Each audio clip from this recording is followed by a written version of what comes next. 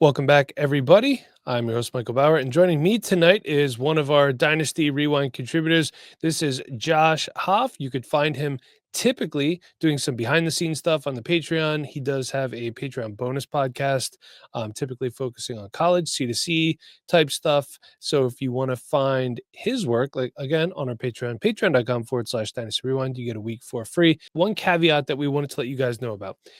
We had Travis Hunter on this list. Hoff specifically had him on the list. You took him off because of some recent developments. Why don't you tell us what that is before we get started?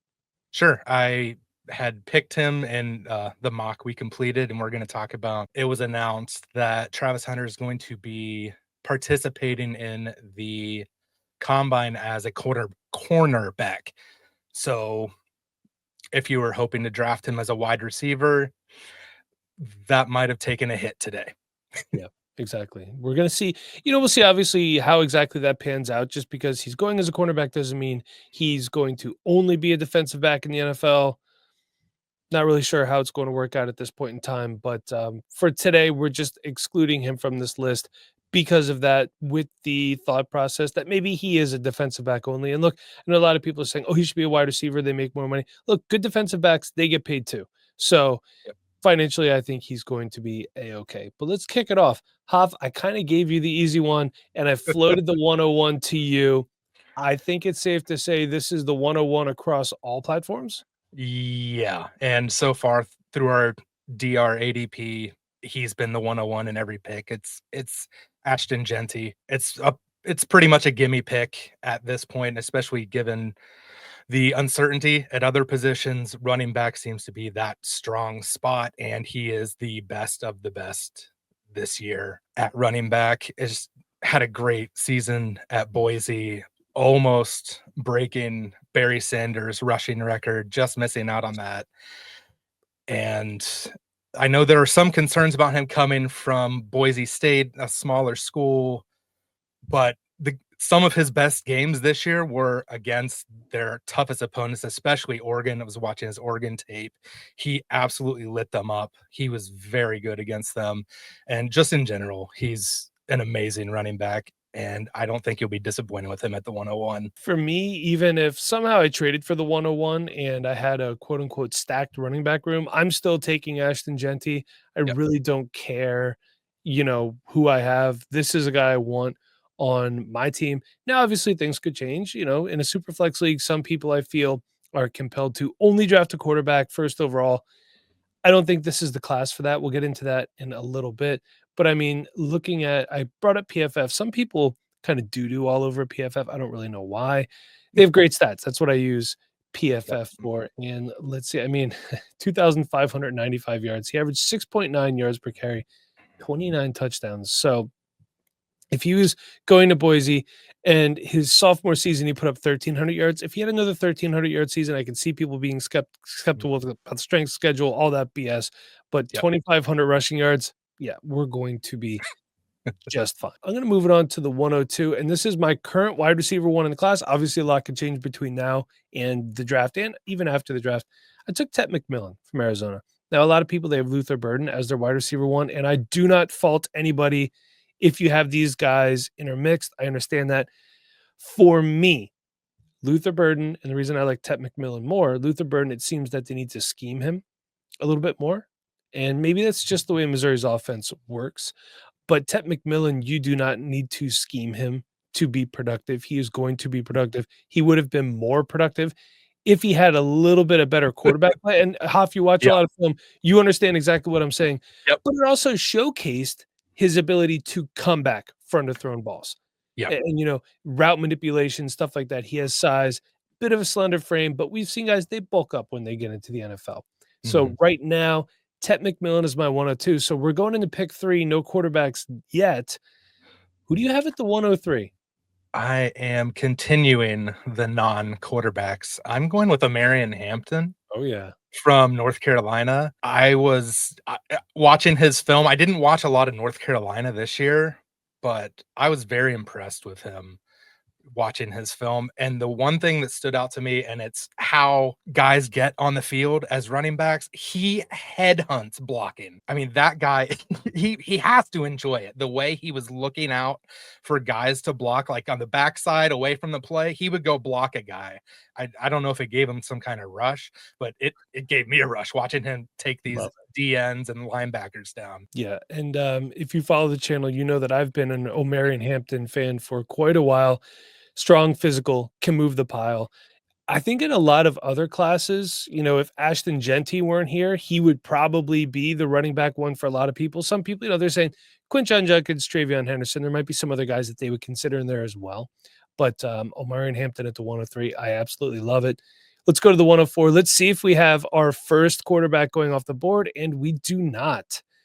I actually have Luther Burden the third at the 104. So this is my wide receiver 2 currently. Kind of mad. My first snipe of the draft here, I was hoping Omarion Hampton would fall to me at the 104. It did not. You actually ended up sniping me a bunch in this draft, to be perfectly honest with you, Hoff. But back to Omarion Hampton real quick. 1,600 yards. He averaged 5.9 yards a carry, 15 touchdowns.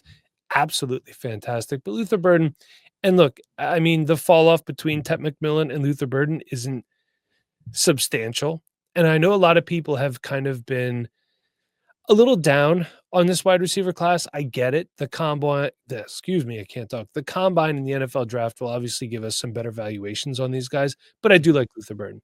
Played primarily in the slot. Let's see what his slot snaps were. So he played 85.3% of his snaps in the slot last year, but only 12.9% of his snaps in the slot his first year, a career total of 60.1. So this just shows it was kind of out of necessity that I think Missouri used him the way that they did. Missouri, while an SEC school, not the biggest SEC school, so had to put their best playmaker against a weaker defensive back at the collegiate ranks. Still racked up only 676 yards this past year, but Missouri, Brady Cook, kind of is what it is. Still a fantastic wide receiver, and I'd be happy to get him here. Let's see. Do we have our first quarterback? This is a super flex mock. I should say half point tight end premium. 12 teams. Sorry, I forgot to mention that off the rip. But do we have our first quarterback going at the 105? We do. Oh, Cam Ward, first quarterback off the board here tonight. Transferred up twice. So 3 years ago, at Incarnate Word, no one had ever really heard of him. A few people have going back, but then he went to Washington State, started playing well at Wazoo, and then goes to Miami this past season, becomes a Heisman finalist behind 4,300 yards and 39 touchdowns. Oof. And he actually, his most accurate year as well, he completed over 67% of his passes, which it helps when they had pretty good wide receivers as well, probably the best receiving core he's worked with. So that always helps. But in general, I really like his style. He kind of reminds me of Jordan Love a little bit. I see it in there. I'm not saying they're apples to apples got players, but I kind of see that in his game, and I think his game translates really well to the pro level. One thing too about Cam Ward, 18,000 career passing yards, only one season with double-digit interceptions. That was in 2021 while still at Incarnate Ward, and he had 10. So it's not like he had 20. Only 3 games this year under 300 yards passing, 208 against Florida State, 280 against Wake Forest, so still close, and then 190 the bowl game against Iowa State. He did not play that whole game, so maybe you want to throw that one away. Cam Ward is also my quarterback one right now. I'm a big Cam Ward fan, but let's keep it rolling. Maybe we got a little bit of a run here. That was also your second snipe of the night. Just want to throw that out there. Keeping count. Yeah, I'm going to go ahead. I'm going to take Shedeur Sanders. Now, I like Shedeur Sanders, and when we talked about Travis Hunter previously, and Nate and I had scouted him for wide receivers, and we actually didn't rank him with our top 5 wide receivers currently because we weren't sure at that time of the video if he was going to do a defensive back, if he was going to do wide receiver. We weren't sure. Travis Hunter could have had better stats. There was a lot of times Shedeur Sanders held onto the ball just a couple seconds too long. If he would just let it rip, let your speedster go into there and get it. That being said, Shedeur Sanders, an extremely accurate quarterback, not the best runner, not the best scrambler, but good pocket presence, good pocket awareness, cool in the pocket, calm under pressure, and good pocket mobility. So he is athletic enough to move around, distributes the ball very well. One thing about Colorado too, Shedeur Sanders, he put up a lot of yards. Not a good running football team. Yeah. So there's a lot of times Shedeur Sanders had to bail his team out. He didn't always come out on top, but still, he's got some poise. He has a decent arm, and depending on where he goes, he could be a day one starter in the NFL. I'm not saying that you're going to want to throw him into your lineup right away, but I think Yeah. he's going to be a good guy to take, stash him on your bench, see what you could do with him. All right. And I believe this is a player from your favorite team. This is your favorite college team, right, Huff? That is correct. Gross. Who do you have at the 107? I've got Emeka Egbuka, Okay. wide receiver. Actually, I in my wide receiver rankings, I've got him at wide receiver 2, just above Luther Burden. So Okay. that it's kind of a coin flip for me. They were pretty closely valued as far as my grading went. Um, yeah, he caught 9 touchdowns this year. He caught 23 throughout his career. 12.7 yards per catch. So that was down a little bit for him from a couple years ago. But also, he has the most receiving yards of any Ohio State receiver ever. And he was Really? never, yep, he was never really the best wide receiver on any of those teams. He was just always there, always showing up, very consistent, good hands, good routes. And I think he's going to make some NFL quarterback and team very happy. Yeah. I think the one thing I will say about Egbuka, and Nate had said when we did our wide receiver rankings, he could see him being one of the most pro ready Mhm. wide receivers in this class right now. I completely agree. He's going to be heralded as a slot wide receiver, 81.1% of his snaps in the slot last year. He can play outside as well. He's got a good frame on him. I like this pick a lot here at the 107. And as you can see, for a lot of people saying this isn't a good wide receiver class, we've had more wide receivers go off the board at this point than quarterbacks. So Yeah. wide receiver is not the deficiency in this class. The strength of this class is obviously the running back position. We'll get into that a little bit more. So at 108, I'm going to go ahead. I'm going to take the first tight end off the board. And it's not just because I'm a Penn State fan. It's because I feel he is the best tight end in this class. And that's Penn State's Tyler Warren. I do want to say, yes, we did not mention when we did our top 5 tight ends, Tyler Warren is 25. Mhm. Okay. There, it's been said. Since no one's talking about it, apparently he was in college for a while. Versatility. He could do everything. He can Mhm. stretch the field. He could block. He could run the ball, line up in the Wildcat. He can even start a play as a center and catch a touchdown pass. Watch his game cut up against USC. I think he had over 200 yards receiving Oh, yeah. in that game. But Tyler Warren is one of those guys continuing the legacy of Penn State tight ends. They used to be linebacker you when Paterno was there. Now they're tight end you. Keep your eyes open for whatever Penn State's doing in the tight end room.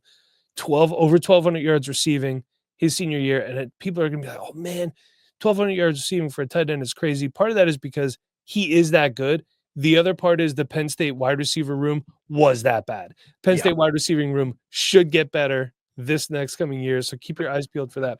Well, 108 in a tight end premium, I would even feel better. I'd feel fine taking him here in a non-tight end premium for what it's worth. Mhm. So Tyler Warren at the 108. We're going to go to the 109 now.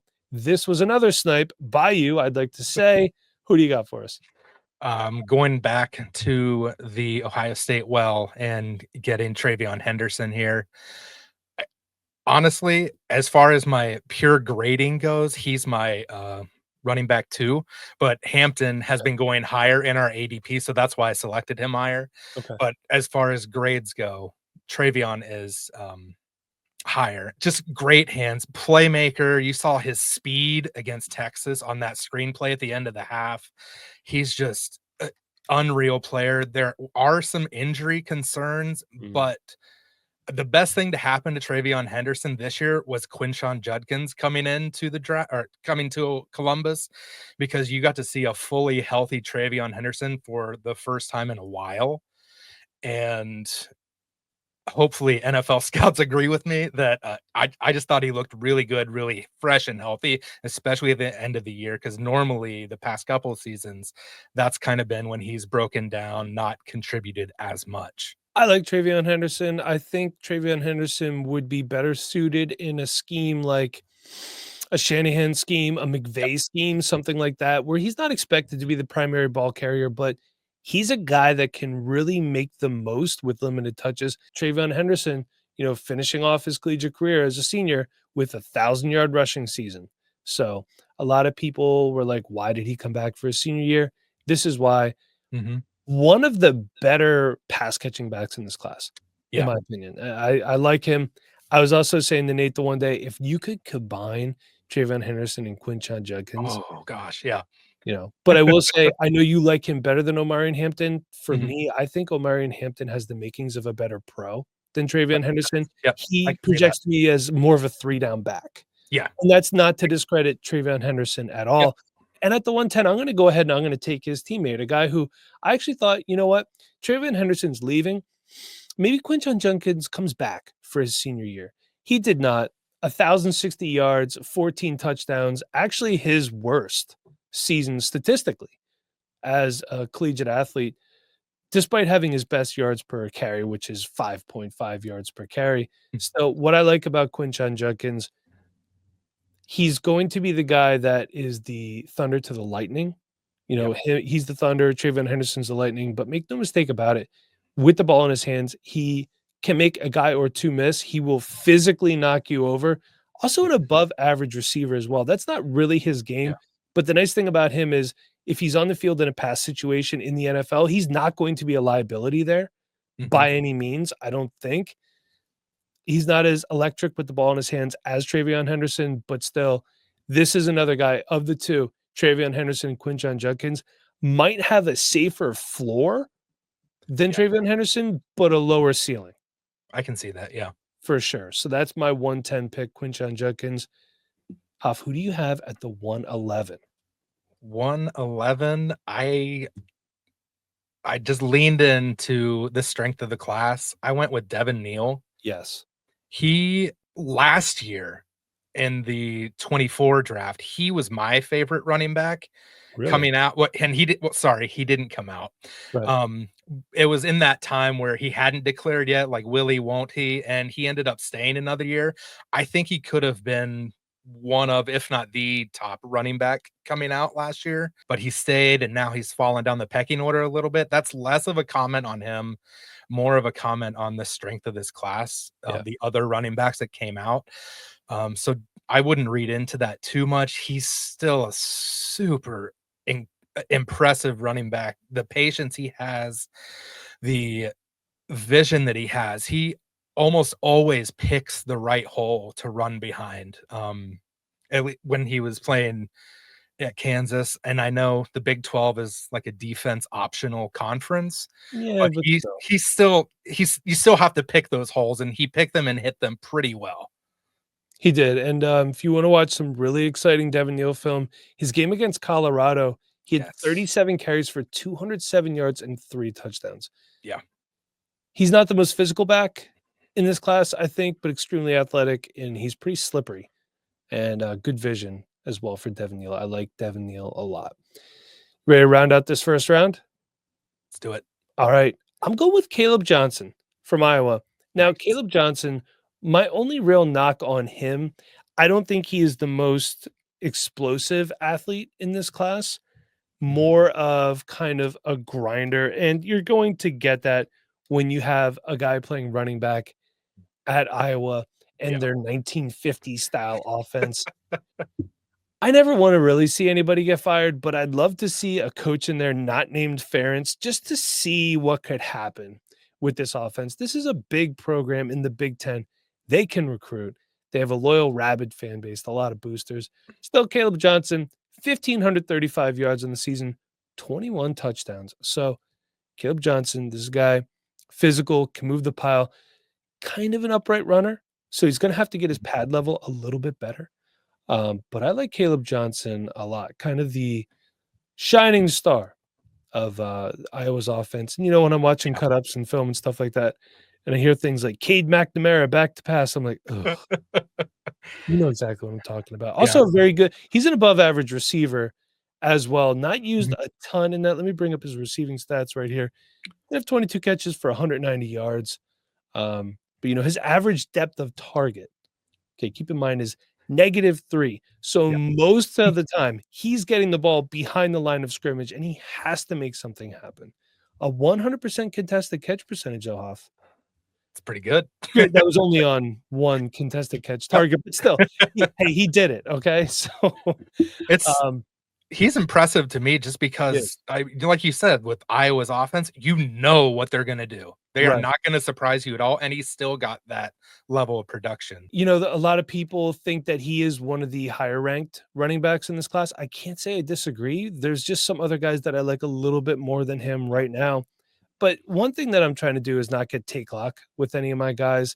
Yeah, If I see a guy get much better draft position and much better draft capital, the landing spot is so juicy. I'll move guys around, and it's completely yep, okay to do that. It's okay to change your mind when reality starts to set in, and absolutely. these guys get on an NFL roster. Hoff, is there anybody else you just want to touch on before we talk about, or anyone else you just want to touch on before we head out that wasn't in this first round that you just really like, that you want us to kind of keep our eyes on? Since it was a TE tight end premium, draft, I would keep your eye on Colston Loveland, Okay. Harold Fannin, and just, I wouldn't say that they would creep into the first round, but I would say early 2, maybe early to Mason mid Taylor.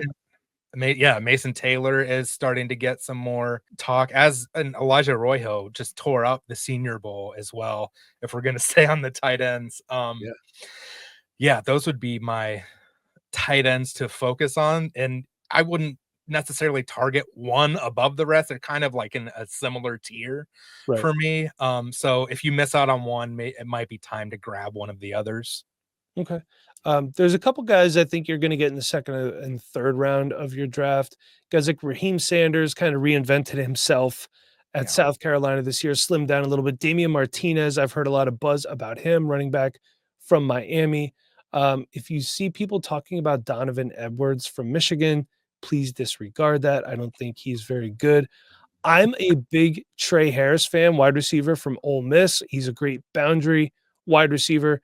Xavier Restrepo, wide Yeah. receiver from Miami. If he goes, there's a lot of talk about the Rams moving on from Cooper Cup. If Xavier Restrepo goes to the Rams and they move on from Cooper Cup, please, by all means, draft him. And then tight end wise, you pretty much hit it all on the head right there.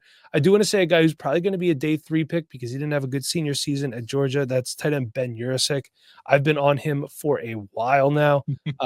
He can do everything. He just looks like a pro to Yeah. me. One of those guys. He'll probably be a tight end 2 on the team. Good if their starting tight end gets injured, or a guy that could kind of ascend. I mean, look, not saying this is going to happen, but a guy like Tucker Kraft was not drafted to be the tight end 1 in Green Bay. Was Mhm. supposed to be Luke Musgrave, Yep. and he's been banged up. And then Tucker Kraft ascended. Don't want to see anybody get hurt, but I could see that kind of being a thing for Ben Urasek there. So Yeah. that's all we got. Hoff, thank you so much for coming on, hopping Yeah. on the channel, and Thanks for hanging having out me. with us. Yeah, absolutely. We'll do this again soon. Maybe next time we could do 2 rounds. How's that sound? Ooh, I like it. All right, very good. So until next time, everybody, thank you for watching and listening. For Hoff, I'm Mike. We'll see you later.